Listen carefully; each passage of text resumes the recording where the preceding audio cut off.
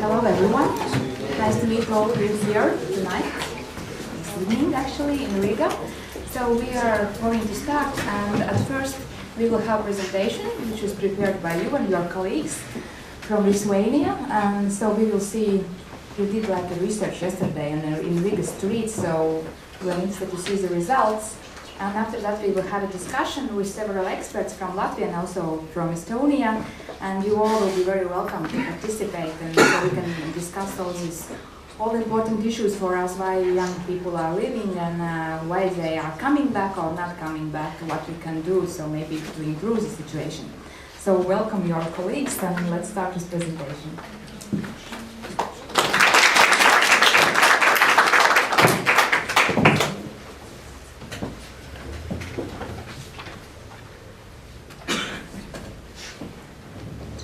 We have several technical things to do first. So everybody can see the screen well, right? So as we were already presented, we are participants from the project which is called Go and Return, and it's going on this week in Valsts, here nearby Riga, and we have more than 30 people that gathered here from Estonia, Lithuania, and Latvia to discuss these issues of reimmigration to Baltic countries, to have simulations, discussions, different activities, and so on. One of the main activities in our project was this research, as you say, which we made yesterday. But I wanted to say that this research is more valid as for us to see the main overview of a situation when we couldn't really base we couldn't say that this is a appropriate research which could be taken as a source. That this is not a valid statistical research, it's just an exploratory research that we did just on the streets of Riga. But of course it is also surprising that the main bunch of the answers is actually it's actually repeating the things that we can also acknowledge from the researches that have been made by the governments asking and so on. So let's go maybe to the second slide. And here we have a video which we made during the preparation. It was kind of a repetition, like a rehearsal for our research in Riga. And we made this video there in Balthazar's. We divided ourselves to several groups, and one group was making like a movie, another group was making really interesting posters. And we young people were trying to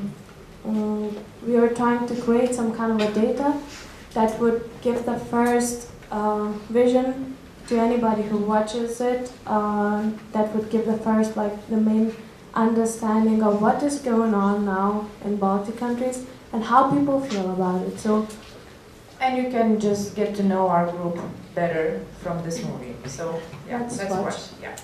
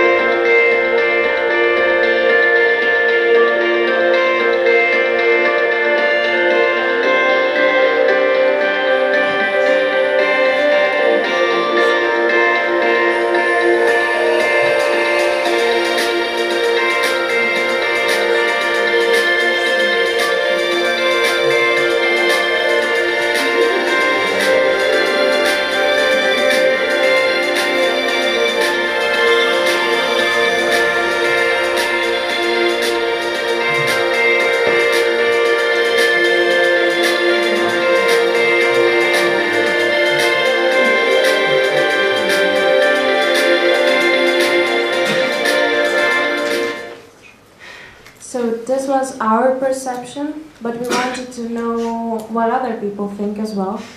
So yesterday we went to Riga and we had this research. These are some moments from our yesterday's activities, and Lucia will tell you more about it.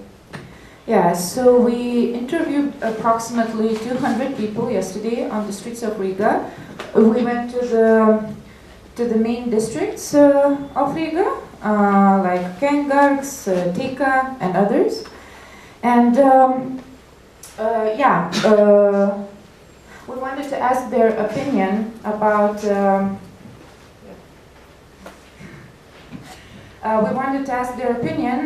the questions of immigration and re-immigration, and we asked several questions. The first question was, do you know anyone who lives abroad or has lived abroad? And as you can see, 36% answered that their family members are living abroad, and 37% answered that my friends are living abroad. So basically relatives. 75 almost percent of the relatives. The questions were about the relatives, and 17% answered that they themselves were living abroad, which means that they come back. So yeah, it's also nice. About the number of how many people there are living abroad, more than 10. Which is a huge number actually. 22% answered that more than 10 people live abroad now at this moment. So this is a huge number actually. And 37% answered that it's just up to 3. So as we can see, the situation differs from person to person, of course. And then we were also really interested in age. Age of the target group actually. So we found out that more than half, actually 2/3 of the people that we asked were young, productive people that could be used here in Latvia as a really good workers, and that they are mainly from 19 to 24 years old. That shows us the group of students actually. And then the other huge group is from 25 to 35. That is young workers, young professionals, and that only shows that Latvia's immigration support plan is actually really reaching the good target group, because this is the main group of people. This is the main ages. The second thing, which we were also interested. It was what is the education level of the person, and of course we cannot make big assumptions from that, but we found out that almost half of the people asked they had secondary education, and then a little bit more than 1/3 had higher education. But of course there were also people that have master's degree or have only primary education, so people are leaving from different levels actually. But what is the real reason why they leave? Of course, we all probably know that the main reason is here economical. There is jobs, maybe they cannot afford to live in Latvia with a big family, maybe they want to live better, they maybe already live good, but they want to reach more, and so on and so on. So we have 56% of people saying that economical reason is the main thing why they left. And then, of course, there is 20% that say it's to broaden their experience. It might be like work experience, it might be a personal experience, both of those. And there is, of course, some part of the people that leaves to travel, to find themselves for some other reasons, for maybe others, families that they created abroad as well. So that was the general opinion, like people's assumption why they think Latvians leave. And then we asked them, why did your relatives leave? And as we can see, it ties in with the previous slide pretty well, that 59% leave for work, so economical reasons, and 26% leave for studies, which is, I mean, it's nice, because leaving for studies, it doesn't mean that, you know, that you will stay there. And others go for love or family, that because their relatives live there and just they try to move their life abroad from Latvia and so on. We also asked people's opinion on the re-immigration support plan itself. And 38% answered that they don't know anything about it, which is, it's kind of a field, an area where I think it could be better, and we can share the information about this plan more, so that people would know more and maybe add, something to it, or just spread the information. And there were also people who supported 10%, but there were 15% who say that it's a waste of money. So also it's It's quite a warning. But not the disagreement part is a warning, but the one that doesn't know anything, because there might be a lot of people that would have a positive attitude, and maybe some of them would also have ideas how they could also help with this to accomplish this plan. Yeah. So the sharing of the information is quite important suggestion for the re-immigration support plan.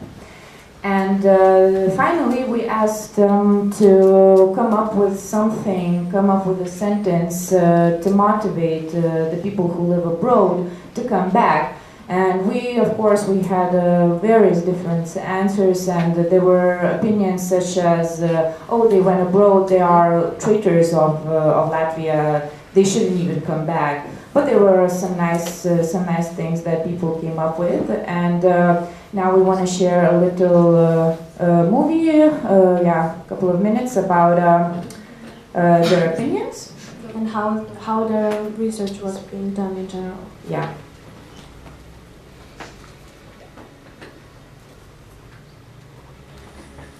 А ваши родственники или друзья? Да, жена и ребенок.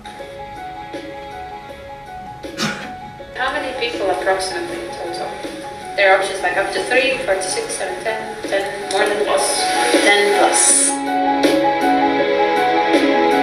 On a cruising tour, is it also for experience, for adventure, for studying? А вы тоже, может быть, думали об... Вы знаете, да, но как-то все время останавливался на той идее, что все же тут мои друзья, люди, знакомые. В этом плане я так склонился к тому, что сколько смогу, столько буду тянуть тут на месте. А может, для ваших друзей тоже это важно, что вы здесь, и друзья, вы знаете, это причина тоже, чтобы возвращаться? Чтобы вернуть? Вы знаете, с друзьями тоже не нужно. Вы слышали о плане по реэмиграции в Латвии? Может, вы читали или вы... Что вы думаете? Что вы думаете? Вы поддерживаете или считаете, что это трата денег, или что ее лучше надо улучшить? Поддерживаю, конечно. Что бы вы хотели сказать тем людям, которые живут за границей, чтобы они вернулись обратно? Я бы сказала, родина есть родина, я так считаю. I think it needs to be improved because there's more job to be done in Latvia for people to come back. And if you could say something to those Latvians living abroad, what would be your message? There's no more beautiful country than Latvia.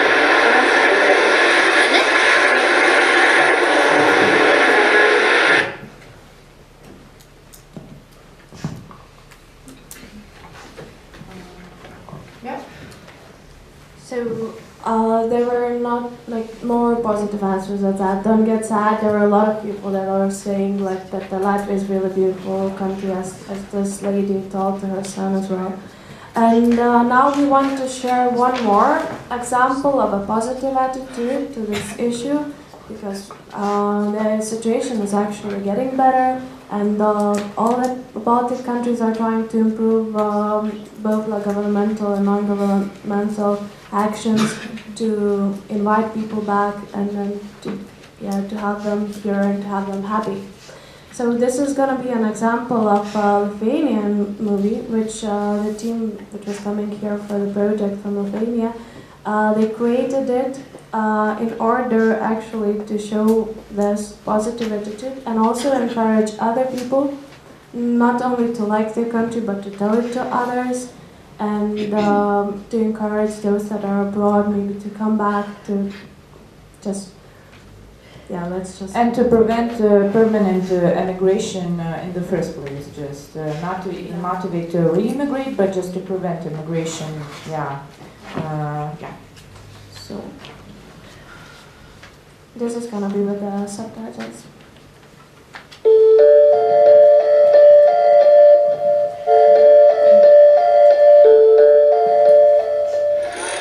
Aš visiškai nieko neišmanau apie dviračius, bet žinau, kad Lietuva veža. Ką manot jūs? Man patinka šitas lietuviškas tikras repas. Čia gražiausias modelis ir geriausias krepšinis. Man patinka jūra, ko daugiau reikia. Lietuvoje auga labai gražus vyrai. Čia viskas arti. Ir čia aplink visą laiką yra savi žmonės. I like Vilnius so much and I will come back next time. Gražiausia kalba, unikali kultūra. Vilniaus senamiestis yra pats jaukiausias. I like people and I thank you, of course. Aš dievinu lietuvišką virtuvę. I love beer. Man patinka Lietuva dėl to, kad čia yra pilna šeimų mano brolių. Neemigruok, nes čia zaibys. Абсолютно потрясающая страна. Очень красивая, на самом деле. Очень приветливые и дружелюбные люди. Lietuvoje yra artimieji draugai, bet kur gyventi būtų ne viena. I've only had a few days here. I've been to Palanga and now Vilnius, and it's exceptionally beautiful, as are the people, the warmth of the people, and the place. Although being flat, is one of the most pretty and wonderful places in the world, and the most delicious. Noriu, kad mano vaikai ir anūkai visi gyventų Lietuvoje ir džiaugtųsi. Čia galima kurti savo verslą, mokytis, kurti šeimą ir tai yra puikiai vieta gyventi. Ignas ragina turi grįžti, todėl, kad Lietuvoje būtų daugiau vaikų. Mylim labai Lietuvą. Trūksta Lietuvos, trūksta senamiesčių, trūksta senų darželių, trūksta kalbos. Aš čia gimiau, aš čia augau. Čia mano namai. Man patinka Lietuva, kad Lietuva yra Europos centras. I'm just discovering the people, the atmosphere in the Vilnius, I like it so much. Lietuva kraštas gražus, ypač man, nes aš iš Molėtų. I really like Klaipėdą and Nidą. Aš gyvenu Lietuvoje, nes man čia patinka. Aš myliu Lietuvą. Nes čia yra gražiausi vaikinai. Man čia patinka žiemą važinėti nuo Vilniuko. Lietuva graži pavasarį, vasarą, žiemą ir rudenį. Jūs man patinka Lietuvoje. Man patinka merginos. Man viskas labai patinka ir myliu Lietuvą. Po kitų dangų tikrai nenorėčiau gyventi. Čia yra labai faina, išskyrus žiemą, kad žiauriai šalta. Tai va, sugrįžkit, kaip paukščiai sugrįžta. Išvyk. Tik nepamiršk sugrįžti. This is an example of how young people can also take action.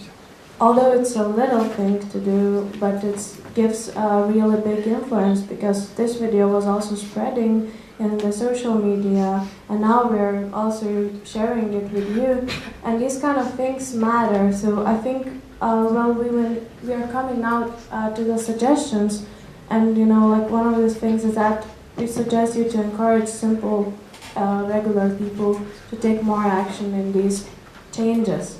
And just to raise normal, healthy patriotism, which is also an education system thing. But this whole week we spent discussing and just arguing even, and just talking about the re-immigration questions, immigration questions, tax questions, like every single almost aspect of why people go abroad and do not come back. And we came up with alternative re-immigration plan, or just suggestions to the re-immigration plan that already exist, and the solutions for problems that we still see. And yeah, these are several points that we would like to highlight and just share with you and share the experience and the information that we gathered and that we think is important to the already existing re-immigration support plan. So the first would be make a plan more widely available, popular. So as we already noted about the information issue, that it's not as widespread, the information is not as widespread as it should be, I guess. The second would be to put greater focus on the student population. We talked about the loans a lot and about the duration that they give for a student to. Well, that like the follows. When you in the immigration plan, it's defined that the government will inform students about the required professional knowledge, and that they are going to guarantee some loan erasing and some other kind of support. But what we see as there is needed an improvement is that 1 year, like because now it's written that they're gonna inform about what we're gonna need in 1 year, but the students want to plan their time more, you know. Yeah, and because some people don't feel secure when they're not sure after 2 years am I gonna be useful here or not. Because studies last not for 1 year, they usually last for 3 or even 4 years. So I mean, it's an issue, this time gap that this re-immigration plan does not consider. The third point would be to define the required professional list and 5-year scale. So yeah, as we already said. The fourth one would be to reevaluate the milestones of the plan during the next 3 years.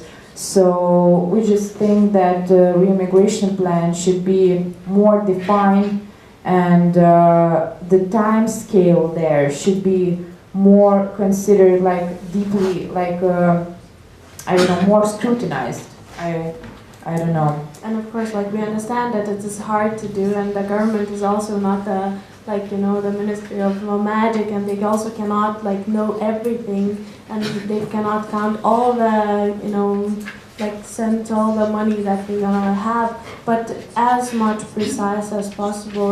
The people that are interested in the plan, they really want to know about it a lot. Like they want to know what actions are being taken and where they can participate as well. And that was one thing that we were talking about a lot, is the human resources put into this re-immigration plan agenda thing, that there is probably not enough people who work with this. And I mean, I know that the finances scale the number of people that work with it, but if you create a re-immigration plan and if you really see this topic seriously, then maybe we consider the financing towards it and just I don't know, make the human resources wider.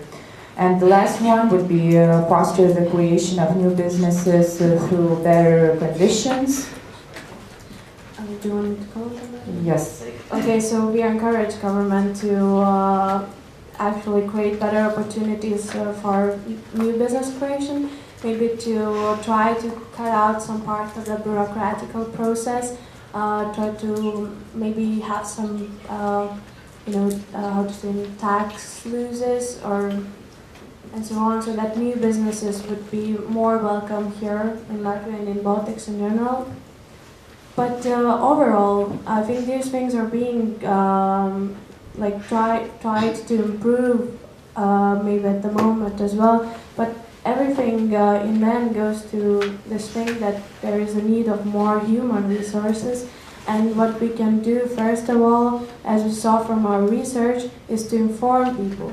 And the more people will know about the plan, the more people can also be asked to join and to help out in various kind of cases, like in various kind of activities, as youth can be asked to make more projects like this, more videos, more researchers to trigger more discussion in the audience. Maybe people who have better professional skills, they can do some other actions, so that action could go in all the levels, not only in the governmental and Plus the integration of projects considering re-immigration and immigration problems. I mean, the integration is really crucial because people are already working on it, but they usually don't know about one another. And this creates a problem because more people unite, the force is stronger, I guess, towards this issue. But all in all, we see light in the end of the tunnel, and we hope that in the end Baltic states are not going to disappear because of the lack of people. And now we want to give the word to the people who have more professional, probably, attitude and that could tell us more about these issues. So now we are going to start our discussion. Our plan is to speak for 1 hour and a half. This is not like in a form of presentation. We will discuss several issues. So also if you have some questions during the process, or maybe you have some arguments, you disagree with someone or with some information and you want to add some information, so you are just welcome. You have to raise your hand. I don't know how we will share microphones, so maybe you can, it's not such a big room, so we can just say what you think. And so please don't sleep. I know it's Friday evening, but just let's discuss. So our participants for today. So my name is Inga. I'm a journalist. I work in Latvia, and so our guest today is Ilona. She represents the Ministry of Economics in Latvia, and she was one of the persons who worked on this re-immigration plan in Latvia. So you are the government today, and I assume you will have a lot of things to say. So the next our guest is Aldis. Yes. Aldis represents Zemgales NGO Support Center. He's the chairman of the board, and he knows what kind of issues people faces when they are coming back or maybe are going away. Then we have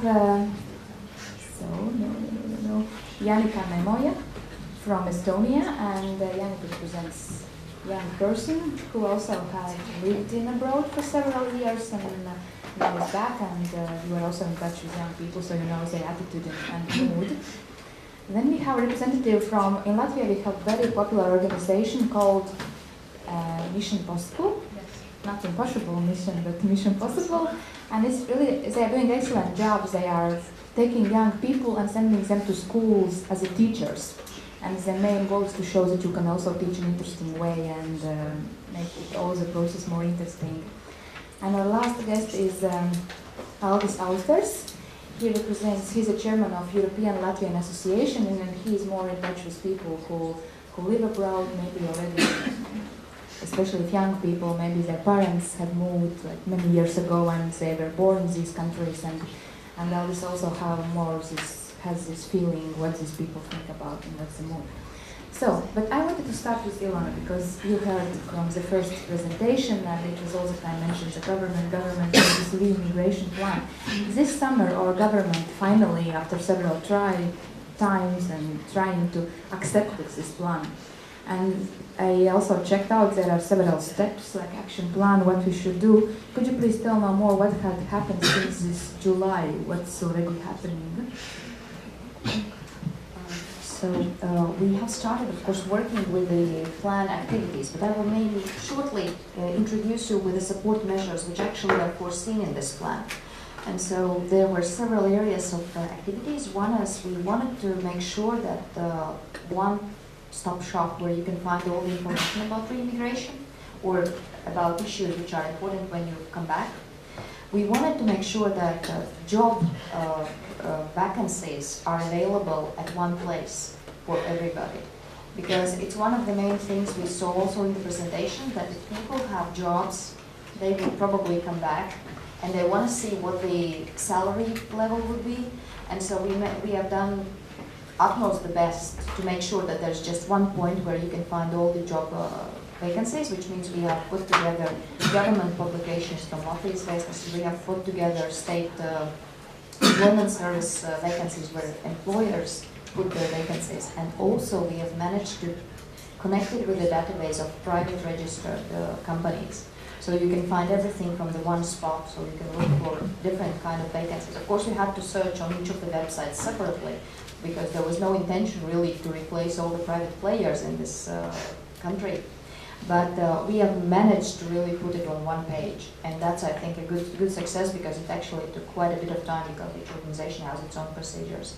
We also want to help with the learning of Latvian language, because if people are abroad, they need to have different activities, how they can maintain their language. So we have done a lot on the putting on the websites learning materials, modern learning materials, which are using already internet and video and so on. Then we also have introduced a number of activities where you need much more financing, and it only after the budget was accepted yesterday will be possible from the next year, like having stipendiums for the youth, which is returning to state government organizations. Because if you have taken a large loan to study abroad, you would probably not be able to really come back and start with a lower salary, which is now possible on this low level. So we decided we might give as many as 10 stipendiums per year for young graduates. So we want to cover the whole tuition fee, or? No. It's going to be just several hundred zlats addition, like a stipend, like something similar, which is done by this possible mission, that they're adding additionally to the salary a stipendium of certain amount, which makes the salary more competitive to the person. Then we also have introduced changes in repatriation, but already now it is possible, and we are trying to disseminate this information, that young people who left before they became 18 with their parents, upon their return, they can get kind of benefit for 9 months, like this unemployment subsidy, something of this amount. Plus, they can get a refund of their ticket, which probably is not something very expensive when you come back from the nearby countries. Is it implemented already? Do you have financing for this? It has been enforced already for many years. It's just a question. It has been. That's the one thing which people usually do not know. Already now, if you live with your parents before you reach age of 18, upon your return, already now you can apply for the state benefit. Do you have some numbers? How many people have used this? Actually, almost nobody. From the youth, nobody. In 1 year, repatriation law subsidies are being used between 70 and 100 people, because they get additional language training, and they also get some small subsidy on this living, so that at first you get some kind of benefit. Then we also have economic activities on uniting people who are living abroad and are active in entrepreneurship with Latvian entrepreneurs, so that we tie economic network. And we also are gathering information about business startups. We also have started already before even the re-immigration plan was really accepted. We have children camps. Every summer we organize camps for children who live abroad with children who live in Latvia, so that they get to know each other and children learn more about Latvia as well. But these are all kind of small activities which we try to make very easy for everybody who wants to get involved with the state, to become it easier and easier. Like, for example, it took us a while to organize that interviews can be arranged by Skype. Because if you are abroad and you want to apply to the state vacancies, you sometimes may not come to the interview because we will not cover the costs for travel. So we have agreed that personal assistants can have access to Skype. You maybe not know, but in the normal work environment in the state agencies, it's not allowed to have a Skype on your computer.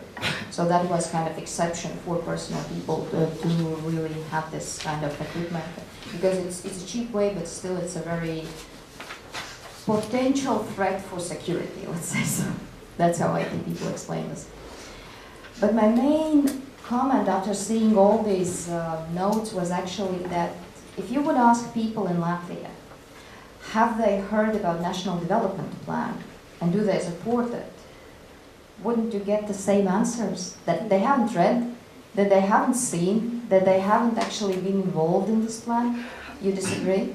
No, if I may, then I would say I disagree. If we compare how much national plan has been popularized and how much media actually talks about it, comparing to what is talked about the re-immigration plan, I think a lot of inhabitants, in my opinion, in Latvia, they know what is re-immigration plan, as such, but they really think that what I really like about the immigration plan is the aim to support people who are already thinking about coming back, but I don't think that population actually knows about it. They think that like really Latvia will go and force them to bring them back.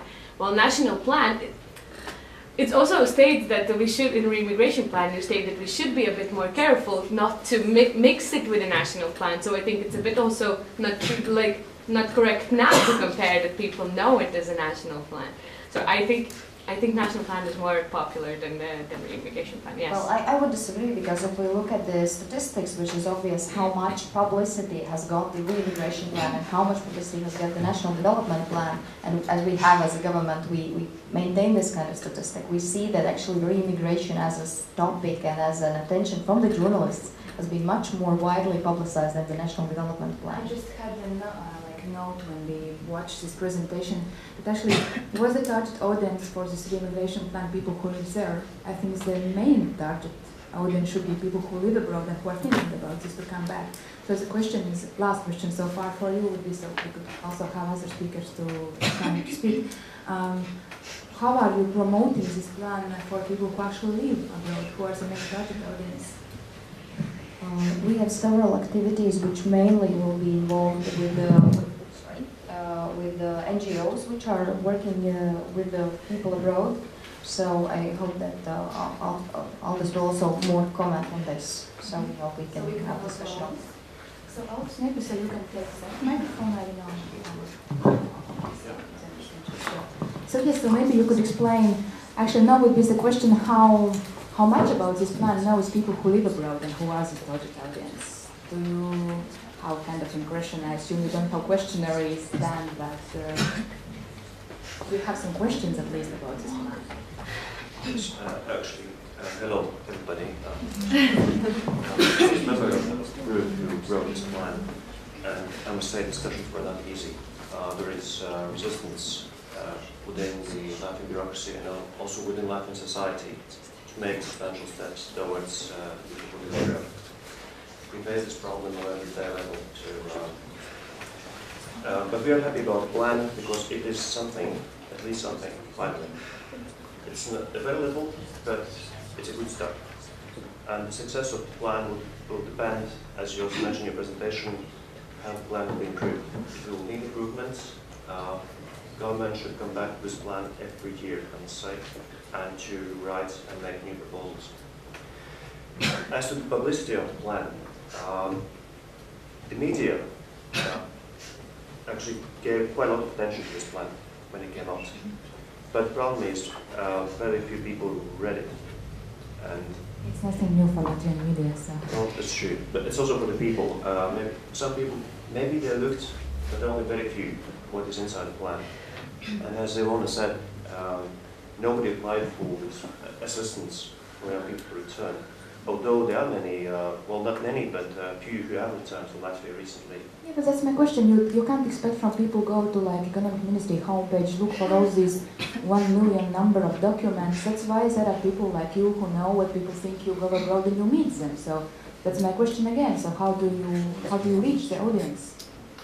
Well, I was in Vienna a few weeks ago and in Madrid in Spain to see Latvians living there, and nobody asked a question about re-immigration. It's not an issue yet. People are not thinking about return. They probably have realized that it's very nice to meet compatriots. I've met a few people from Madrid who hadn't been in contact with any Latvian for 4 to 5 years.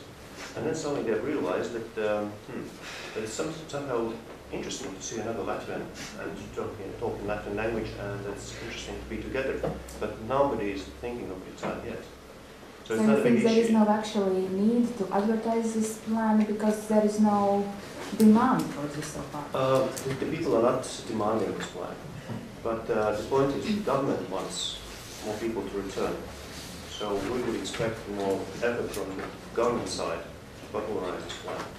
We like that in plan among the measures is one measure called cooperation with Latvian organizations abroad. But yes, the plan has been written recently.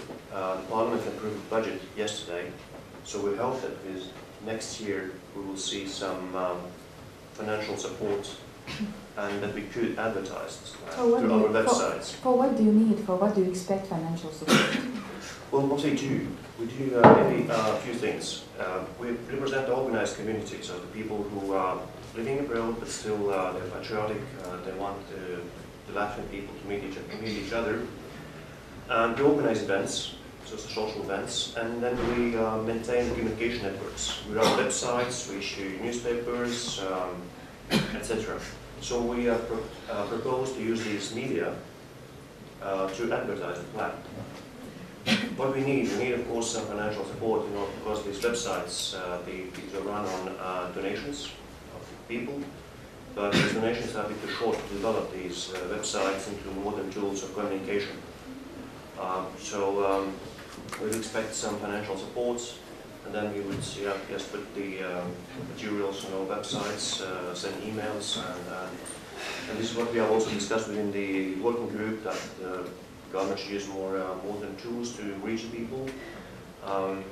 So we are the mediators between those who live abroad and between the government, so we expect some cooperation in this.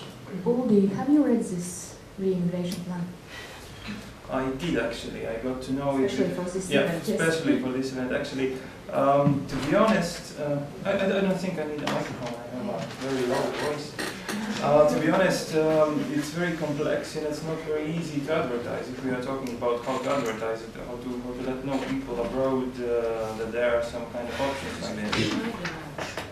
I guess it has been discussed enough, and I find it useful, but I think the next year is a test year when we will find it out how it works. But I wanted to ask, you are working with the people who are, do you know many people who come back? No. So this plan, does it somehow help the people who want to come back? Yes, this plan, there's ideas where to put information, what you can reach, but this is the main thing people are looking for when thinking about coming back. What are the main things? I think I will get back to the plan, because the plan is very useful for those who decide to come back. I have not heard a lot about the plan, even though I'm working in NGO Center and working with people and so on. I have not heard a lot of it. And I'm working with information every day, because it's our work.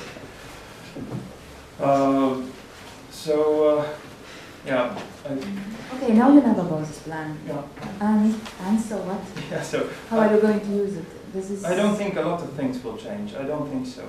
That was my question, was what actually people need. There is a plan, good ideas, but are these ideas what people actually need to come back? We don't know it. I don't think we know it. I don't think we know the exact things. There has been a lot of researches, but I was expecting you will say job. And that's what I wanted actually to answer, because we have an expectation that there will be a plan which will immediately return 200,000 people. However, our economy is only generating about 20, maybe 30,000 jobs per year, and most of them are filled by local people. We still have about 100,000 unemployed people in Latvia, which means there will be probably 10 or 20,000 jobs within the next 2 years. Out of them, maybe half will be attracted to the people which are abroad, because they have reached a certain level of income and they want to see their jobs being decently paid. And if we look at our economy, we don't have a problem of not having jobs, we have a problem of not having decently paid jobs. We can have as many jobs as we want to, but if you only get like 100 or 150 lads, it's not something that would really attract the people coming back. Yeah, and then is the next question. We have a plan about how to invite people to come back, but do we have a plan how to create new jobs with decent pay? And this is a question which National Development Plan should address and is addressing. And it's a very complex question which every country is looking, because every country is working on it in the European Union as well, on how to get better paid jobs for their people. Even the OECD right now is analyzing, because it's not the question of how to raise the GDP. The GDP is back actually as it was almost before the crisis. But at the same time, we have about 150 jobs less than we used to have. Well, the GDP doesn't mean people also, it doesn't mean well-being for the people, as we know, that if the GDP goes up, it doesn't mean that all people also start to live better. And as we also know, Latvia for last at least 10 years, there is this highest, and the same also is in Lithuania, we have this highest inequality rate, like Gini coefficient. But I wanted to ask about our Estonian colleague, because we are not just discussing this Latvian issue. Do you have the same, are you facing the same problems in Estonia? Do you have similar re-immigration plan? How does it work? Well, basically, I don't know much about it, if there is a kind of immigration program like that. What I do know is, I think it started a year and a half ago, or maybe even more. There was a campaign organized by our government which said, like the slogan was something like talents home. So all our professionals who are working abroad, the government, especially our president, was the main face there in the campaign to ask all the people back. Which is, on one hand, in my opinion, a beautiful idea, but what I personally faced when I moved back to Estonia after living abroad for a few years was that the local people feel that instead of taking care of the local issues, the government at the moment is trying to take care of these people who actually have already pretty good opportunities abroad. So when I went back home and I met with my friends, my old schoolmates, they had this kind of bad opinion about me because of this campaign, because they felt in that point that I'm better than them. But you didn't came back because of this plan. No, I didn't came back because of this plan, which is the cliche behind it. So I just knew the plan because, or I just knew the campaign because it was all over the place. I never took part of it, I actually never even read about it. But the local people knew about it way more than I did, and instead of being happy about that, the local people had very bad opinion about these foreigners or Estonians who live abroad to come back. Was there some specific help for people who are coming back, or it was just advertisement campaign? I don't know, was there something behind it or not, I need to be honest, because I never checked. So why did you come back? There was different reasons, because I think the first reason was because when I moved away from Estonia, I was really young, I was only 19 years old. So basically it was just after I finished high school. And I was living with my parents, and when I moved to another country, I started earning my own living. I was trying to live alone and starting my own personal life. And one of the reasons was actually because like I had a negative opinion about my country, but then I realized that I can't really say bad things because I haven't lived there as an adult. That was one of the main reasons, actually. It wasn't a problem for you to find a job or to have. Are you satisfied with your life? You can earn enough money to live like normal. Well, I was lucky enough because the other reason was obviously that I got a good job. And you knew when you came back, you knew that you would have this job, or you? Yes. So it took a big part of that. I mean, it wasn't.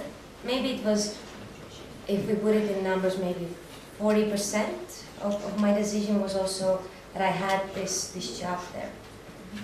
But I think I think in a sense I'm a bit too young to or I think that people in my age are more questioning because all the borders are free and you can go and explore and study in another country, you can discover new cultures and so on. So me personally, I think I didn't really think so much about my career than just about in which kind of culture I should actually settle, start a new life, or go back to Estonia and try once again. And then the job behind there was just a big plus. It wasn't like the main. Egi, what your experience shows? As I understood, you already meet people who are coming back and who want to find some jobs. So could you please explain more? Yeah. That was streamed over the internet. Yes. Yes. So we have to speak in microphone, otherwise people don't hear us. No, it's good. It's okay. Okay. First of all, I would like to start with our main belief that human capital is the main resource in our country because we don't have nothing much more. So we cannot lose any child in Latvia. So, and we cannot lower the expectations and potential in schools. And the excellent teachers are the key to this problem. That's why Mission Possible every year attracts top 30 graduates from university to join the program. And we have created, during those 5 years of existence, we have created an alternative model how to first select the best, how to train them, how to support them, and to bring for at least 2 years in school, and then they can choose like various things to do afterwards. And after 5 years, so 91 teachers have been brought in Latvian schools all over the all over the country, and 10% are young people who have studied or worked abroad. And each year, the number of applicants from foreign universities are applying. So, what are the main goals? Why they are coming back? One thing I should stress, this is advertising, because this is not, we don't expect people just like to hear that there is something going on in Latvia, then there is a possibility. We are doing a very big job to advertise everything we do and what are those bonuses, why they should come back or join. How do you advertise? Maybe you can share some ideas how to reach out these people. First of all, during the first years, this was the thing we do here in Latvia, because it's also need to be advertised among the graduates, the best graduates here in our universities. And this is the first year we have chosen as a focus to go to this audience, to young people who study abroad. And we will try to look up for direct contacts to link to them and send information what our graduates or program participants are doing, how they succeed in schools, what impact they can leave in our schools. So there are a few things we already know that participants of our program are saying that this is something very important, why they decide to join or why they decide to come back, for example, from studies abroad. One, of course, this is the stipendium, which is paid as a bonus to the teacher salary. That is by your organization? This is by our organization, and this is great thanks to a private sector, but because we are NGO and sponsored mainly by private sector. But one of the main points are meaningful job, because sometimes when you live abroad, you even don't know after graduation what would you do, because there are so many possibilities, but not always you have a guaranteed position or job. But now if you can advertise that there is a good way how to give back impact here in your own country, you have a good job, a place, you have work with impact and responsibility, you have salary and stipendium, you have very good you can continue to develop yourself and learn, because we have two-year training program, and we have created a very good network of our business supporters and our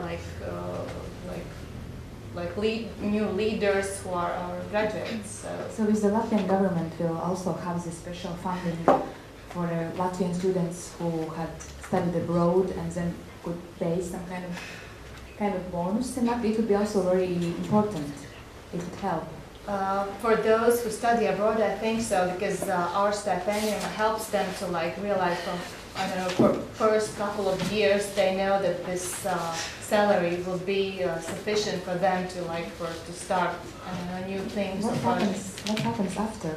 After our graduates, they have during the program, and teacher profession develops them as new leaders, because our program is made that way. 40% stay in school, and we're glad about that, because they are really let's say new generation of teachers, and they are very inspiring to young school children. And almost 20% they start their own education initiatives, and they are very well known in education field, and children know because, for example, some study portals where they can study by themselves, or any social entrepreneurs, they become social entrepreneurs. This is a new field that Latvia develops. 2 of them have become school principals, so there are many ways they have chosen, and this proves that during the program and during this experience as a teachers, they have found their way in Latvia. It's not like they come like after those 2 years they just leave the school and there's nothing much to do. Because of our network, they find the ways how to make their path. You give them skills. So they can also adapt these skills for other fields. If they choose, for example, that we have these leaders. And the important thing is that they continue thinking about education, which is not like they're leaving. They are so get sick about this important thing, and they continue involved in education. Aldis, can we divide from young people who live abroad? Can you say that there are 2 groups, kind of people, young people? One is maybe who left Latvia now because they wanted to go to study, and then they maybe find better jobs as they want to still explore. And then there are the children of people who, like immigrants. Exactly. Yes, and my question would be, now we have this new law that it's allowed to have a double citizenship. Could it be like motivation for people, like these young people whose parents have lived, who were born in the United States, for example, to come back? Not even come back, but to come to see and live in Latvia. Because I know it was a problem for a time because you needed permission, living permission to stay here in the European Union. Can you feel interested in this more? Well, let me say a few words about Mission Possible. This is a great initiative. And it shows. Yeah. Okay. A few words about the great mission. This is Mission Possible is a great initiative, and it shows how the NGOs can really improve things. And we would wish that you will also advertise your competitions through our networks, because we are connected with Latvian communities in 16 European countries. And we have helped for a few Latvian enterprises and government institutions to find good specialists among those who live Europe, outside of Latvia. The new immigrants and the old exile community, in some places they are well connected, some places they live separate lives. But as to the point was... double citizenship, yes. Does it help somehow and motivate more? I would say, well, few people would apply for this Latvian citizenship, but these would be only a few people, and those who are most mature. The problem with this law was that every year around 300 people lost Latvian citizenship because of prohibition of double citizenship. And this possibility to have the Latvian citizenship along with the new citizenship of a foreign country stops erosion of Latvian citizen community. This is the basic thing. I don't expect huge flow of requests for Latvian citizenship. It's not, as I said, it's all related. People are not thinking about returning. And what we suggest is to use this time when people prefer to live outside of Latvia, invest in Latvian communities so that the communities are able to organize interesting social events which would attract those people, to help them network with each other. And then probably after a few years, it could be 5, it could be 10, it could be 15, we don't know when this click will happen, but we expect that to some people this click will come, and then they will return to Latvia. All this, I want to come back to you because you are more closer to real life actually, but by seeing how people are living. What are the main challenges? So, I asked you, have you experienced that people are coming back? No. But they are still living. In only a few cases, but Mostly people who go away, they find the job in there. That was their decision. They are coming back only for their family reasons, like we heard today. Some is coming back for love. So yeah. Do you see that people are still continuing to leave the country? Yes. What are the main goals? Not goals, but actually, this is especially I'm representing Zemgale region, which is 1/5 of Latvia, and I'm working in my organization for more than 10 years. So this is quite a time. And I remember 10 years ago when we were traveling to the countryside to go to NGO information days, to schools, to visit youngsters. And now, the situation is dramatically changed because there is no people. In the countryside, we can there is less and less people. You can see it on the streets when you go to, for example, to Jēkabpils or to Aizkraugle, and these are the cities. I'm not talking about the real rural areas. So I think people are still leaving. I think it's less because there is not so much left. So. do we have some questions in the audience? Yes. So, please speak loudly. So let's start with you and then. Okay, hi, my name is Sandra. I'm kind of recent re-immigrant, and I was really looking on this re-immigration plan, and as I'm an economist, I look at it from the financial part. So I have a couple of questions for dear Ilona. First of all, it's great initiative that the state is going to pay this scholarship for these 10 people a year. But what's going to happen with these 10 graduates after the year? Because it's great to receive extra money for a year for me as a young person. However, is it sustainable? Because this program is meant for 3 years, and as I read in the plan, then for one person it will be up to 1 year. And it's a great starting motivation, but if I have to pay a loan in other country, as it was your reason why this was implemented, then why and how is it sustainable? And the second question is me as a taxpayer, how much is going to cost for me, for the one person, for re-immigrant of this plan? How many people are you trying to attract with this plan? Because as I know, you're going to invest 1 million euros.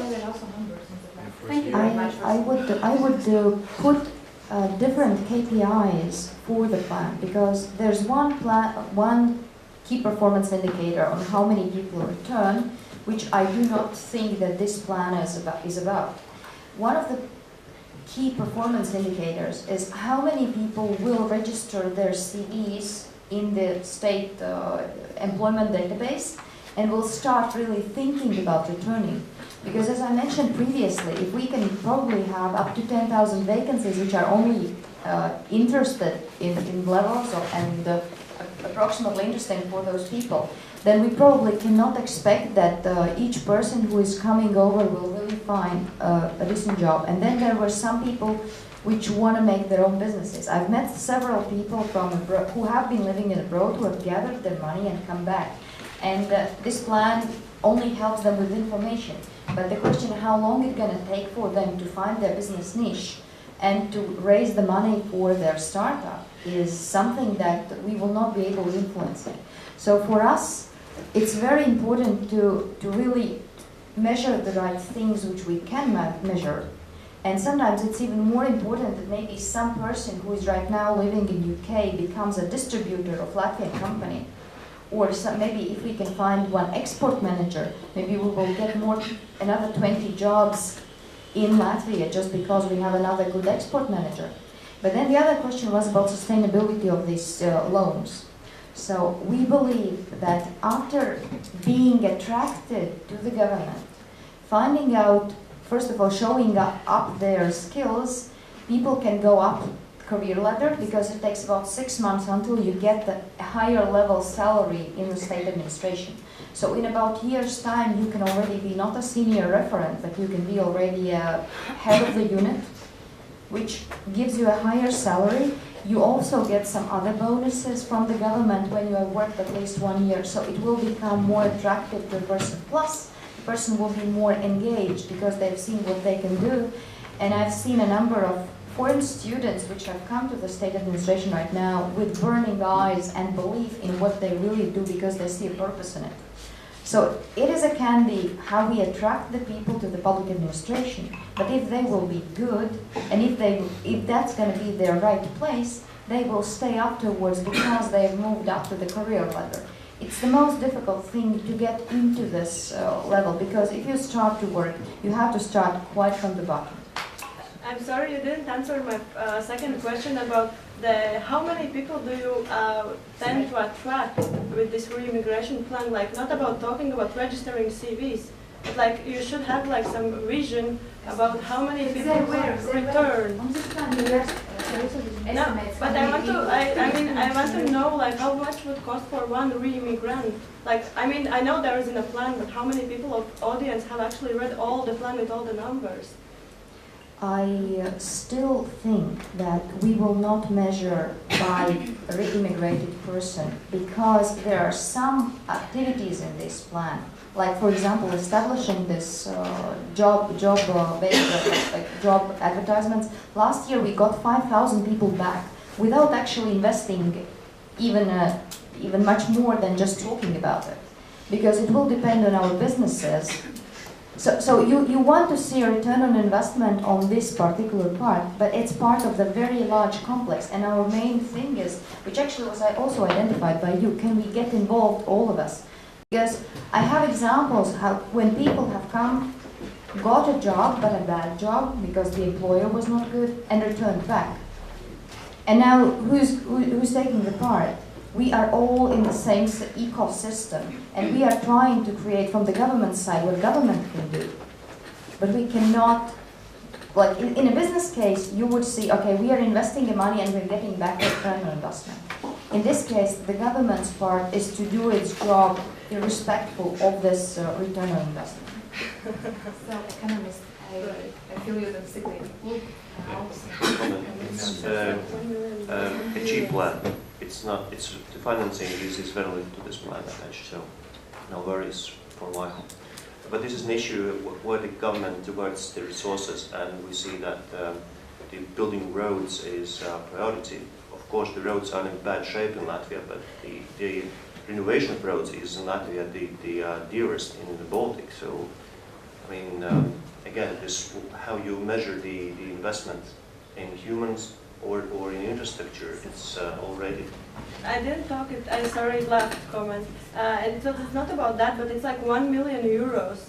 And we are young people here, discriminated in a way that, I don't know, we are unemployed, or we lack the job. As you said, there's only 10,000 jobs a year. Maybe with this 1 million, we can create even more jobs than 10,000 now, instead of using this re-immigration plan. And if it's investment in some unrealistic numbers, then I'm really sad about Latvian country. What I wanted to say about these numbers, you don't have to read the plan, but there was some calculations how many people they expect to come back, so you can just divide by these people and the amount of money they're planning to spend. It would be also very approximate numbers, but at least an estimate. Although I know public officials would say it's not correct, it's like, so goes. But let's go further, so yes, please. I have a few questions, but I will narrow it to just only start a couple. With one because we have more Yes, and then we can come back. My first question would be to Mr. Austers. You said that yesterday you got your finances approved, yes? With Ilona, we got the budget approved. Yes.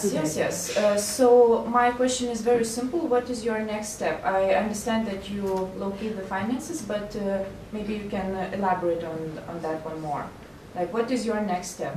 It's not Once again returning, so we are now putting together the information in one-stop shop, which is on the Latvijas LV. We have a national state portal, which is Latvijas LV, so that if you go there right now, you can get about 2,000 of electronic services already. And we want to have that you have like a separate button or like a separate item where you click on it, and there you see what kind of activities you get when you are planning to return back. So that's the main thing which is right now happening on the public administration side, because the budget, which was approved 2 days before, is only available from 1st of January. And after that, from the 1st of January, what would you do?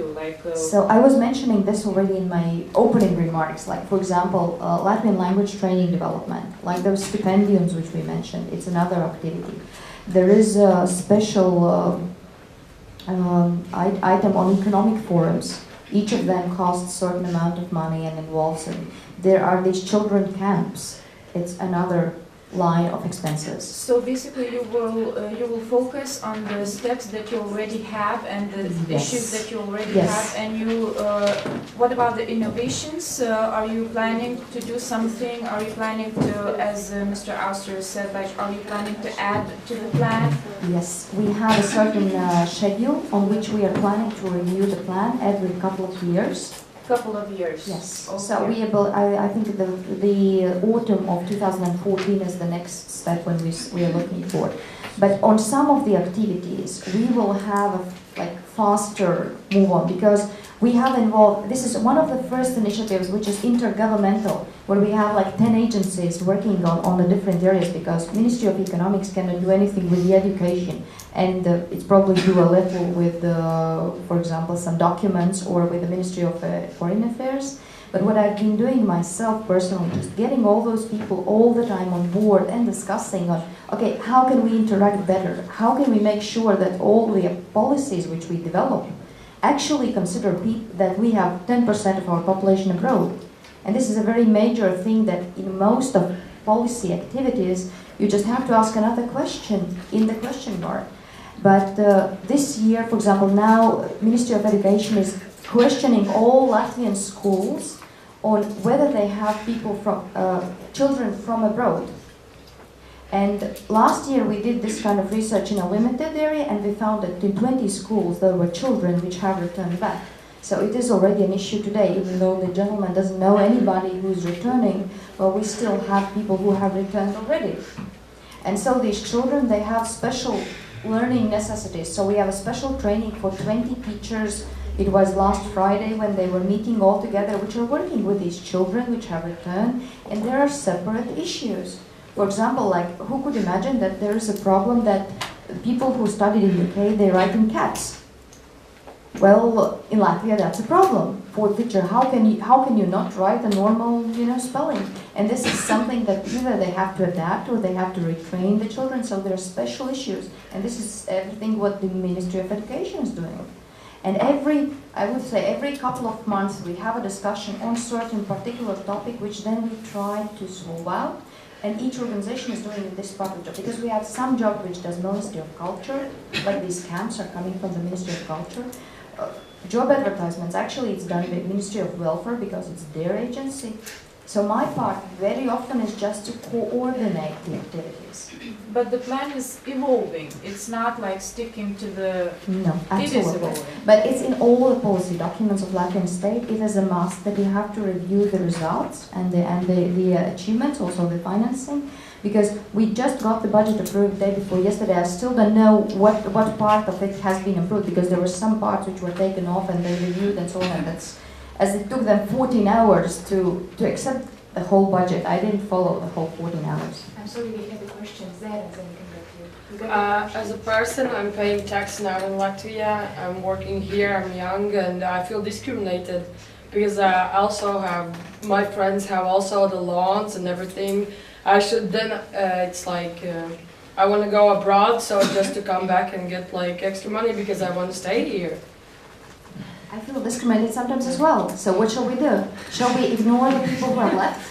Shall we? No, but should we like not improve, like help with like to get bigger salaries as well as here to other people? Oh, absolutely. That's why we're talking about National Development Plan, which is not the re-immigration plan. Re-immigration plan is probably 0.2 part of the whole National Development Plan. We have actually hundreds of activities, like how do we involve old people in Latvian economic, how do we help social enterprises, how do we develop economic young entrepreneurs in Latvia. We have about 600,000, which is a higher amount than the re-immigration plan. Every year is devoted for improving the entrepreneurship environment, so just promoting entrepreneurship. Government every year is paying for example, becoming 5 days an entrepreneur. That's another initiative which is also financed by government with a different objective than this one. Yeah. You felt the same attitude from your friends. Yeah, like basically, I wanted to say something similar, like we heard from the audience, because what I think, like, I mean, this research, what was organized yesterday, like this unofficial research asking people, like, first why they left, because of the economical reasons. I'm pretty sure if you would ask also people who actually have gone abroad, I don't know the situation in Latvia, but what I know about my personal experience, about my friends from Estonia living in other countries, they would say also another thing, that they were just maybe disappointed for the government, because first the government couldn't really give them anything so sustainable, so they had to leave. And I think that now when me myself, if I put myself in a situation that I'm living in a foreign country, because I kind of felt that maybe I was forced to move there because of these reasons, and now the government is asking me back, so why should I have these all benefits while I put already so much effort to establish new and better life? I would really like my government to prevent people like me happening. So I would say that it would be just, in a point of view, like the people who actually stayed and they decided to stay in the country, to put all their effort in their own nation, I think they should deserve first this kind of money and things that nothing is about. Just one short comment. National Development Plan comprises about 7 billion investment in Latvia and Latvia's development. We are talking about 7 billion versus 700,000. So there has to be a distinct. We are doing a lot on really building up the development of Latvia, but there's no magic way. And that's why we are so happy that you are now discussing it all, and we really need to talk much more about how to develop Latvia as a country. I have a question, actually. Let's with the lady, and then let's go with you, please. Then we will answer just in a shorter. There's like one stage like from the beginning. Okay. I wanted to come back to actually Mr. Austers as a person that represents, as I understand, like the umbrella organization of a diaspora, only in Europe or also worldwide? In Europe. But in I'm Europe also mainly? a member of the board of Latvian Pre-Federation, it should be. Okay. Great. And I'm gonna ask a question as a person that is active in Lithuanian diaspora, because I'm studying now in Estonia and living there for a third year. But I'm an active member in the Estonian-Lithuanian community. And I got a bit surprised by your opinion about the fact that you should get more funds in order to advertise programs like the great program for the teachers, Mission Possible, also to advertise this Latvia's re-immigration support plan, because usually what happens that in diaspora these kind of ideas are really welcome, and maybe as you gave an example of Spain, maybe this is one thing, but in, for example, Denmark, probably there are a lot of Latvian students that are extremely interested in these kind of opportunities. And don't you think, because you said that we should wait 3-5 years and then the click will happen, and from my personal experience I can say click doesn't happen itself. It needs to be triggered, and don't you think that it's not the funds but human resources is what's lacked, and like active people in those diaspora communities or even here that would trigger this need? Because sometimes people don't ask for things because they don't know they're available already. So maybe you can also already say some suggestions. Well, my suggestion is what we are doing now. Every week to our organization's email, to the local Estonian-Lithuanian Youth Society, we are receiving a lot of information letters from various ministries, of course, firstly the Ministry of Foreign Affairs, then Ministry of Education, and other sources that are suggesting us to advertise their programs and other things in our web pages. And we are doing that for free because we don't need to pay to anybody.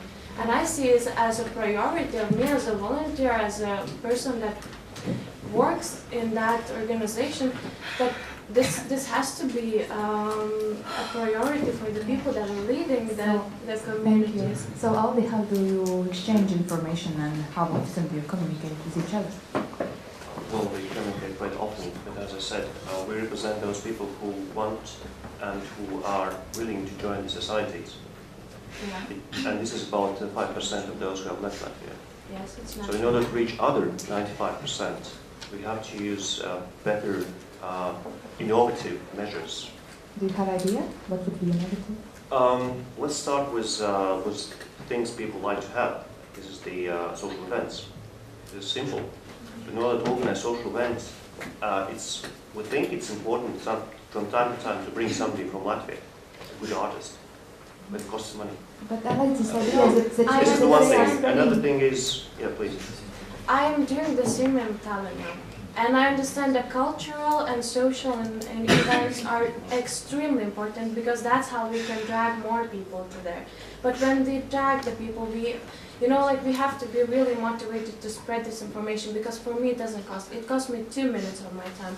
And for me it's extremely important that those people will get the information, and it doesn't matter that only 5 people out of 100 will read that letter and maybe only 1 person will apply for the program.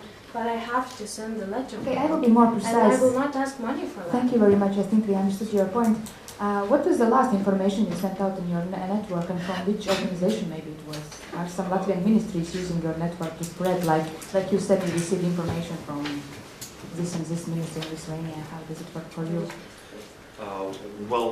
The last information we sent through our network, but this is an email network. Yeah, I who are connected. It was about the state budget, that the few programs we're using now have been cut, so we won't receive financing next year. Not very positive.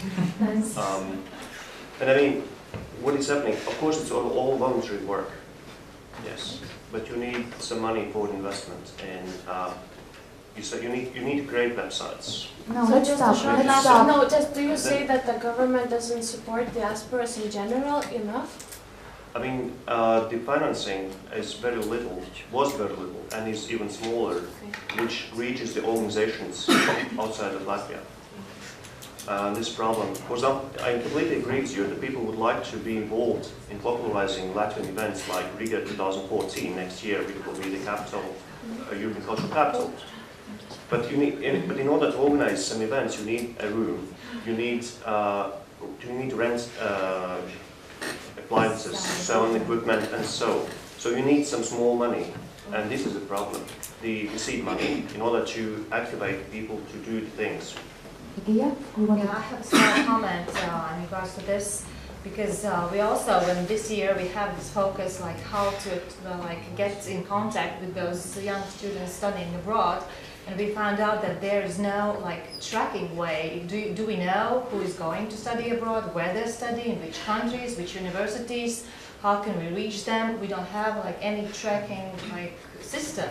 So this is something that I think we lacked, and if we would have such a way, like NGOs as us who are very active and would like to show all those possibilities here in Latvia, we would like to approach them. Why you never reached out all this before? This is we just started 1 month ago. We just started our campaign, so this is something that we are looking for. Yeah, it's a great way to meet, and we're looking for the partners, and that's why we are came to a point that we don't have any data and how can we reach those students. So I think this is really a cheap way, and this is also what I think this is a kind of advertising one-stop agency. It's a good thing where people in one way can find all job advertisements, but I think very good employers and NGOs as us would like to go this proactive way, and we are ready to share and invite. So, and it doesn't cost much. So we would like the government and the plan to think the other way around. Also, we are the ones who are inviting and sharing the information. Excellent. It's the best place. Yes, please. Yeah, I have first of all, a comment to our government. From this week, learning with Estonians and Lithuanians. First of all, I'm a bit proud of Latvia because we actually have started to trigger this question. in comparison with our neighboring countries, we have already agreed on the immigration plan. And yes, it still needs improvement. Yes, there are some things lacking there, but I think it's a great initiative and that we are actually starting to think about it more officially, on an official level as well. So that's a positive comment. But my question was more about how, to whom is it targeted to? How do you define a immigrant? Because I know in the plan itself, it's written to people who are living abroad and who are planning to come back. But is the person living abroad for 2 months also our target audience, or second generation Latvian is our target audience, or the mix of everything? And also, if I had come back 5 years ago, do I still count as re-immigrant? How does the government see it? It is right now addressed to everybody who is abroad. So it's a question about diaspora, and we do not look at whether it's 2 months or it's 2 years or it's actually 12 years. But I wanted to comment also about any activities which are carried out while we put out this plan together. We had one investor which we attracted as a government, and that was Statoil, who is now making a call center in Latvia.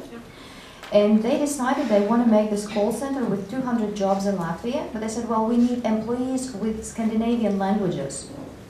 So we need 200 people who can speak either Norwegian or Swedish or whatever. And what happened actually, we tied together all the state institutions. We have embassies in each of these Scandinavian countries. So Statoil representatives went to each of these embassies and organized interviews while hiring those people. So we did not pay anything, we didn't find any funding for it, but they were sending it through social networks. There was an advertisement on Facebook, if you want to come back, we are providing you with a good job, and so on and so forth. So it's something that government has started, and therefore we have, because every time when an investor comes to the Ministry of Economics, which is our main job, they're asking whether we will have the qualified employees. And we know that in some industries, some people are away. And we know that headhunting companies right now, in every management position, are offering 1 out of 3 candidates out of diaspora. So it's something which is happening right now in Latvia, so it's something that we have included in the discussion. But this is not something that you would probably now look, because we're looking at the professionals level.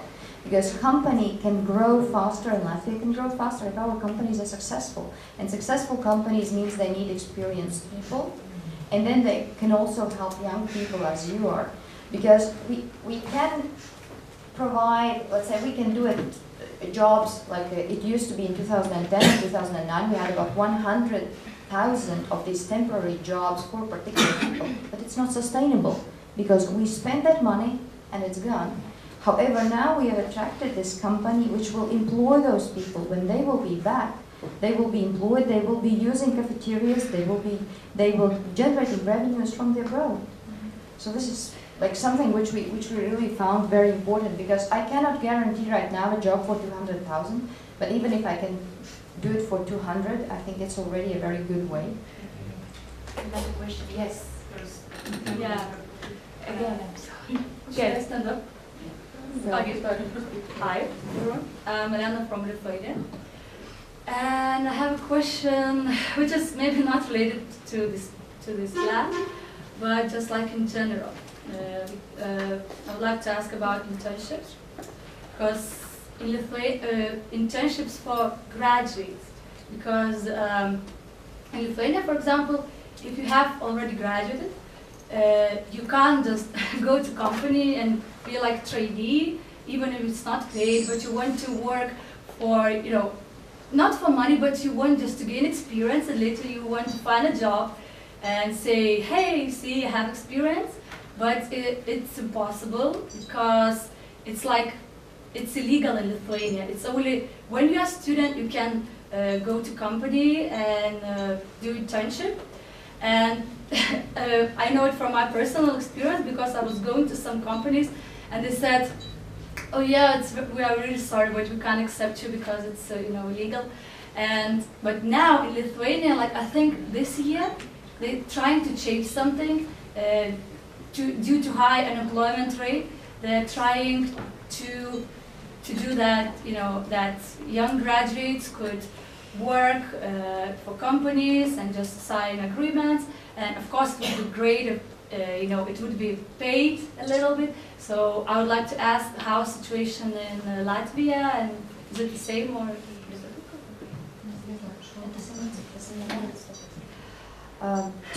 Two various things. We have a very high rate of illegal employment. You know that very well in Latvia as well. We have a rate of legal unemployment. So whenever we would open this type of capability for companies to employ certain people without paying them salaries, we would get back to grey economy and in a huge. So Ministry of Welfare, even when we initiated this kind of opportunity, was immediately against, because then state cannot longer control actually whether the taxes are paid.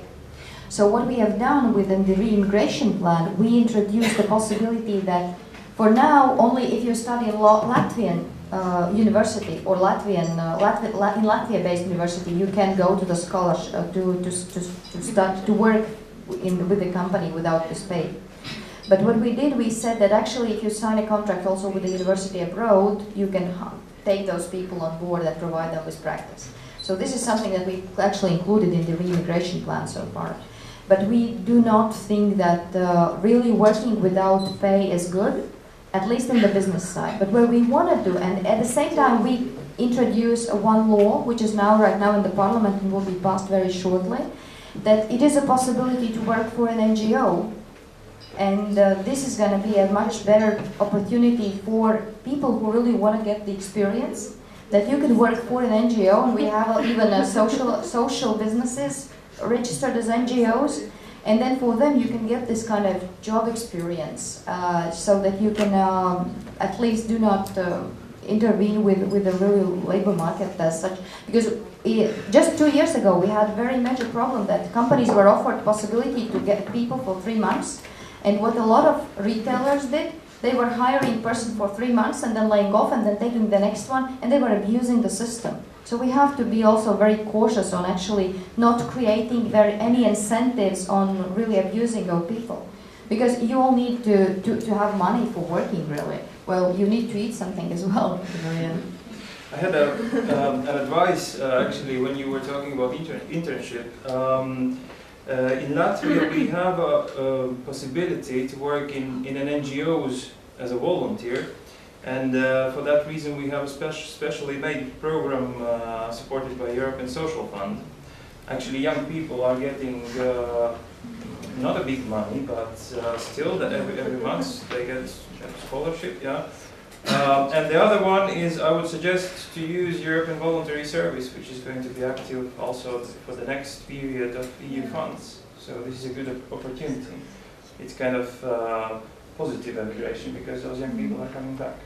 Yeah, but what about professional, internship, like in, okay, let's say Air Baltic, like in marketing department or something like that? Because EBS, it's, it's not... Yeah, it's a lifetime experience, but I would advise you to use EU funds. Leonardo da Vinci, Grundtvig, and also Erasmus, which is, I think there is Erasmus internships. Yeah, and if I could just interrupt, and there is a Youth on the Move, which actually supports the internships, so you can get actually your experience abroad.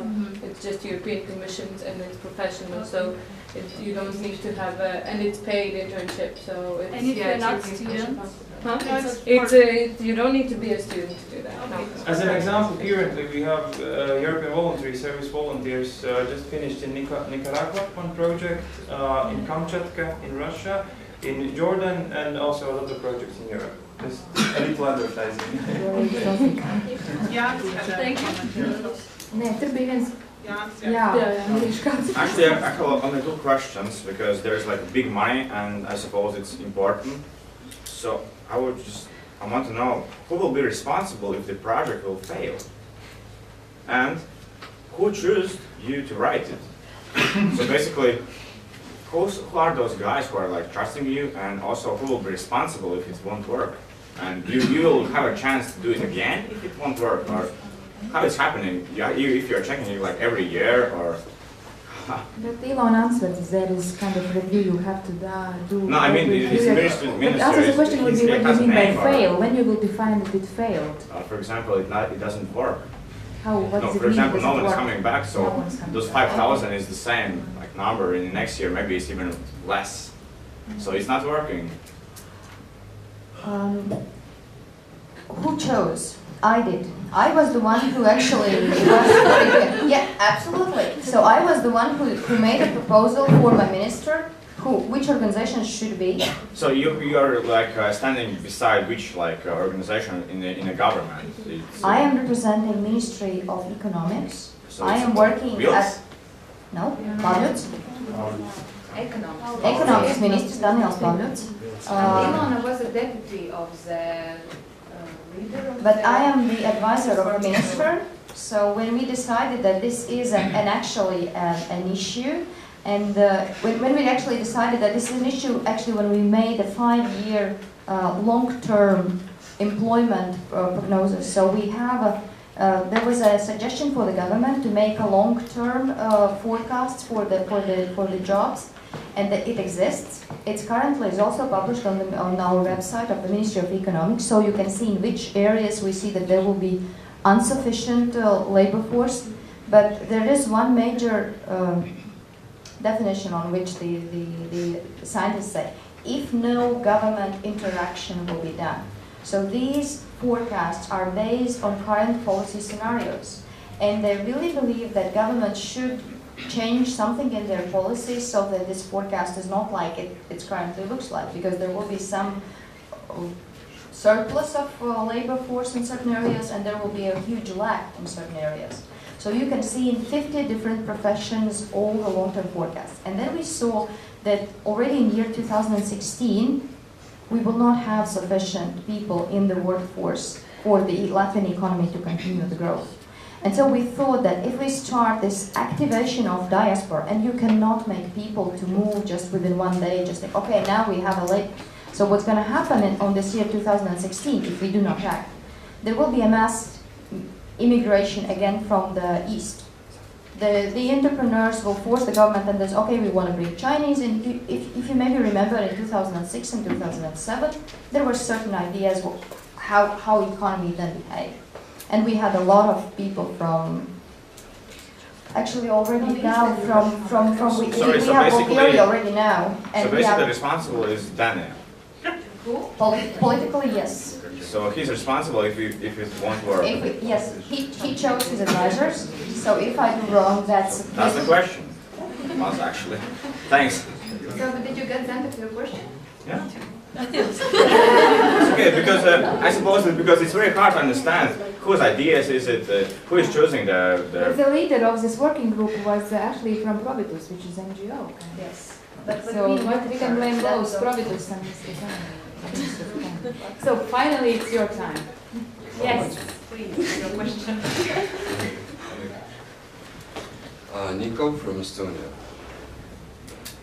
From my perspective, the remigration plan is good actually. You pointed very well out that at least something is done, already some success is had. But for me, I think that the immigration overall is a question of motivation. There are two kinds of, if you get into big groups, you have an inner motivation and an outer motivation. Outer motivation, say, money. Inner motivation, welfare of my own family. Example. A person is highly motivated outerly and innerly to provide for the family. For example, I need to support my father and mother who became jobless. And my inner that's my inner motivation. And outer, I can get even a benefit for myself by going away. If you propose, let's take the example with the call center. I've worked in a call center. My life was miserable, seriously. This is not something I agree with you. I was also working in a call center. It's horrible, and don't go there. I got paid minimum wage. I got paid minimum wage. I couldn't afford absolutely anything except the rent. But I know the language. What if a person who knows, say, Norwegian, goes to Norway, he gets at any job from this year, he gets any job, 5,000 euros brutto salary at any single job that he gets applied to, since he knows the language already. And he all scrambles the finances altogether. So how can you motivate a person? Well, I imagine that everyone who's motivated can do anything. Coming back, going away, anything. Basically, how can you motivate people who get clean 3,000 in Norway by knowing the language, or should they consider that minimum wage in Lithuania and working in a call center is better than, say, working in a construction and actually creating something with their hands?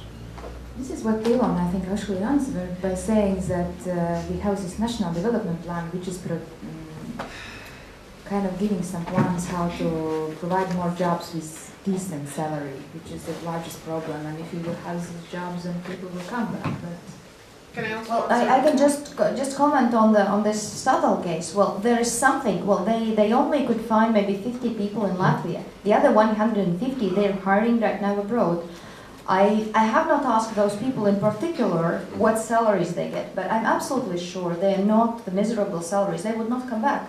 They wouldn't. I just cannot imagine a reason why a person who gets a very decent salary would come back to Latvia for getting a salary which doesn't cover its minimum costs. And right now we have a list of families which want to return, which want to get kindergartens and so on and so forth. So I assume that companies paying a decent salary rather than... Basically, you're saying that they're already motivated to come back. That's companies who are motivating them. And so we are right now, I'm working right now on a concrete case, on a concrete company, on particular people who are coming back. So the salary has been motivator for them to come back. Why you never ask how big is salary? So I mean to start if you are well, we have asked, and then they said that that's going to be depending on the individual negotiations. So it will not be a fixed salary for everyone. Sorry, can I just also comment on this one? As you mentioned, there is the inner and outer motivation. A lot of people that want to come back and that have come back don't always have the financial purposes in mind. When you have a family, your parents here, you have a different motivation that money cannot buy. You want to have your children in Latvia, you want to be closer to your parents, and that's a certain different type of motivation that doesn't maybe matter. for younger people more, that you come with, you're going to have also some meaning for your job. For older people, not so much, maybe. Why? I would say vice versa, actually. For people with families. Okay. Even with families, you create your own business, or you look for different options, or you have your partner working abroad. You kind of figure it out. But I think re-immigration plan is targeted at those people who have already the will to come back. Okay. So they have some sort of motivations, and you have to remember there are some patriots as well. Yeah, I want to just kind of give a word to comments. You said that you I guys... think there was a question in front of you for a long time.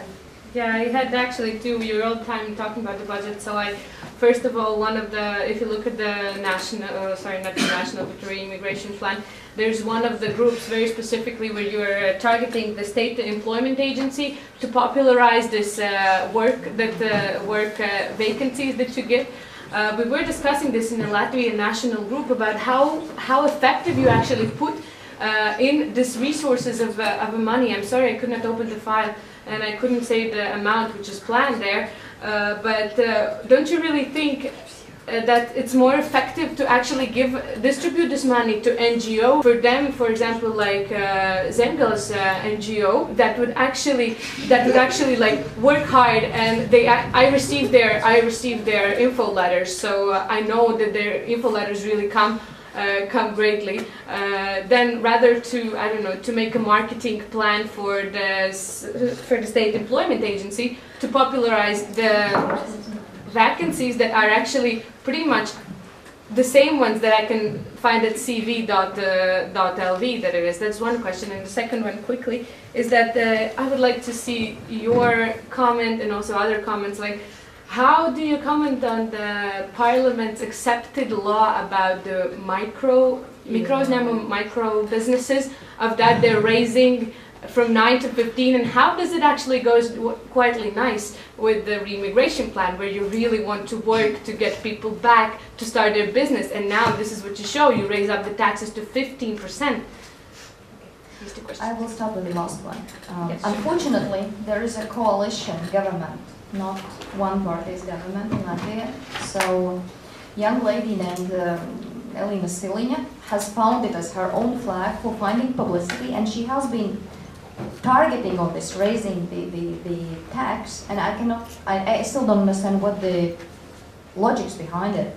As her personal objective for the last year, we have been able to raise the tax? Yes, okay. Yes. She has been nagging for it for at least a year, a little bit more. We have been able to stop it for a year, but now there was a question of the budget. And if we say for us priority there, for example, this reducing of the labor taxes and getting some money from the ports and so on, then from their side, which is the Solstein Session X, that's one of their top priorities. So they say, if you want us to really support the budget, then please do this.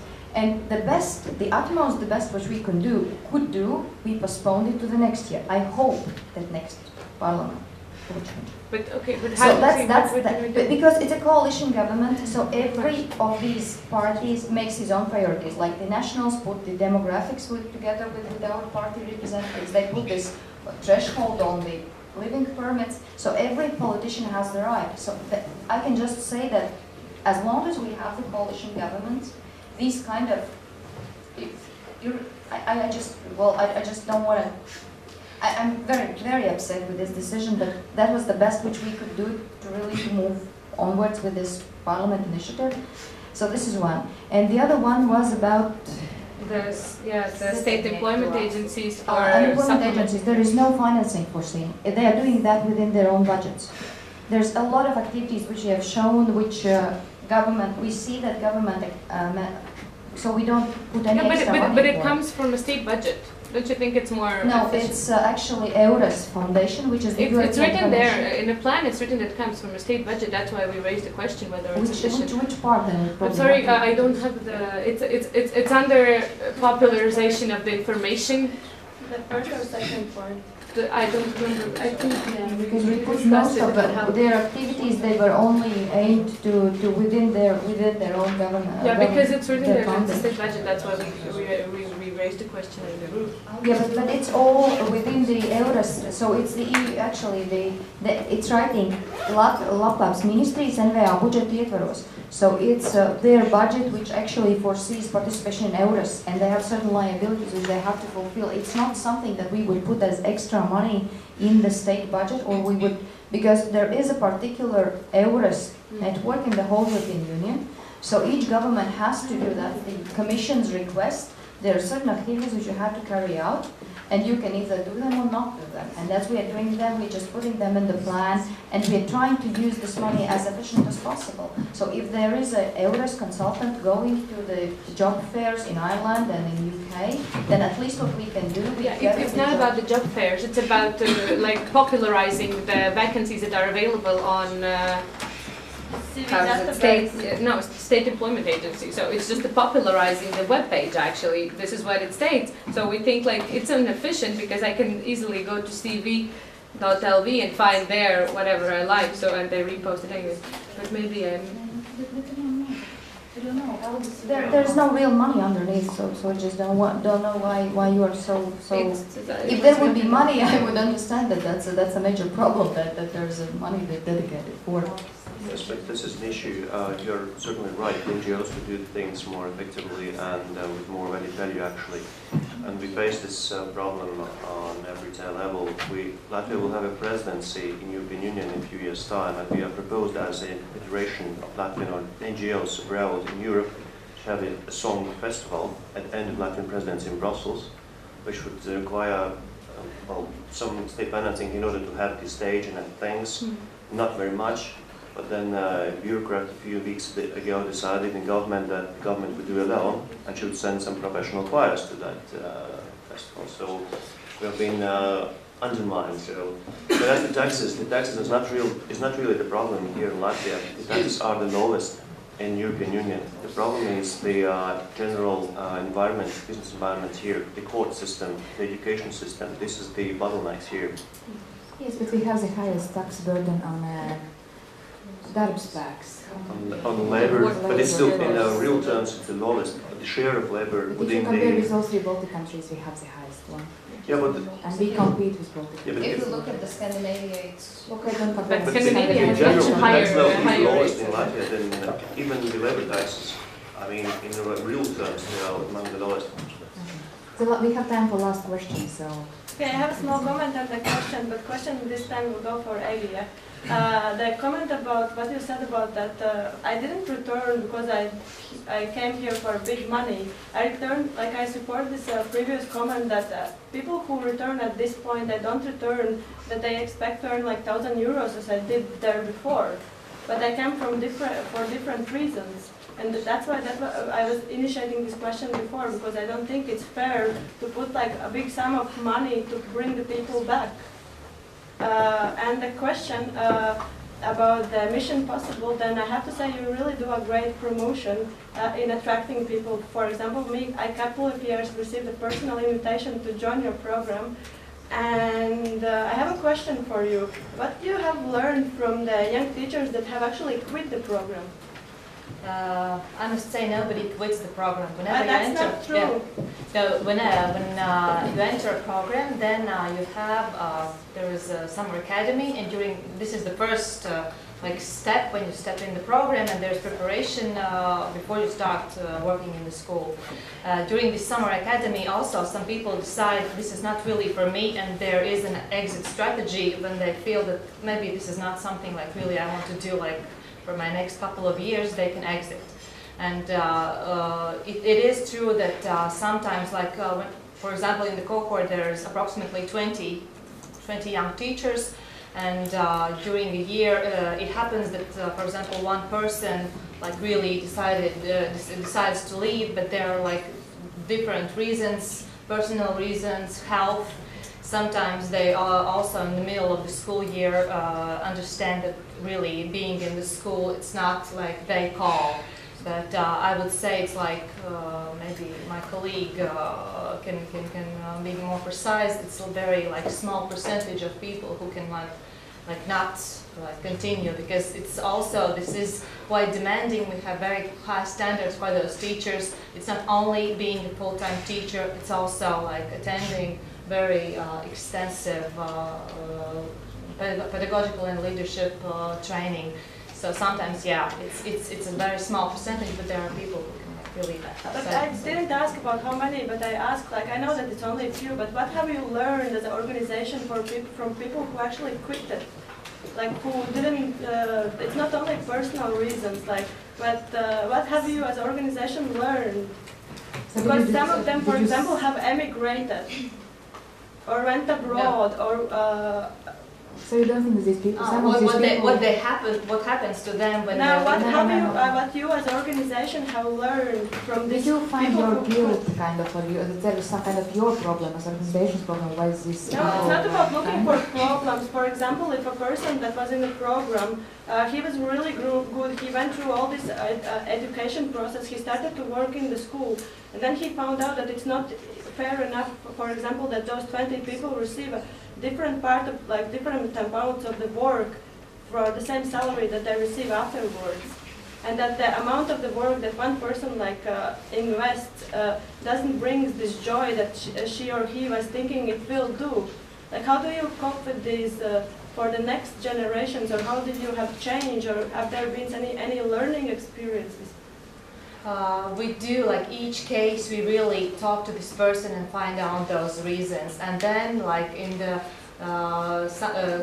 when we find out those decisions, why the person quits, then when the selection goes on, then we like really like integrate in the next process of the selection. We take those like those notices in minds, and then like continue like in the next selection process to avoid those like people, like to have them disappointed, or like to minimize this percentage that people like really. The question was, could you name some of these lessons you learned? Could you name some of these aspects you tried to implement in the new training? I'm sorry, I'm not so competent in the selection process. That's why it's not like it's very specific, because like we have like people really thinking on selection and recruitment. This is I'm sorry, I'm not. So the last comment. Yeah. Then we can go for coffee and continue. This is just a comment combining both these questions of motivation, money, and for example, as Ms. Solnikova is working with the education of people and empowering them to create something in their country. And as you said, they go through many trainings and different kind of meetings. They have a possibility to meet maybe professionals from there or different environment to create connections. And what we were speaking about, the motivation, in one conference, the one Lithuanian businessman told to people, to young students in Denmark, there were 100 of them, and he said, money, the salary, of course, will not bring you back because we can't offer as you can get here. What's going to bring you back is your social circles. And I think that's on what we have to emphasize, and that's how we can motivate people to have programs that let them create personal and professional social circles that would attach them to the country. Networking. Excellent end of this discussion. I wouldn't say better. So really, thank you very much. You were a great audience. I had a less job for myself. And thank you also to our speakers. I thought they were also really good and harsh questions. And so maybe we should meet a year or two later. So we will see if we can blame Ilona because the project failed, or I hope not. Well, elections will make everything anyway. Okay, thank you very much.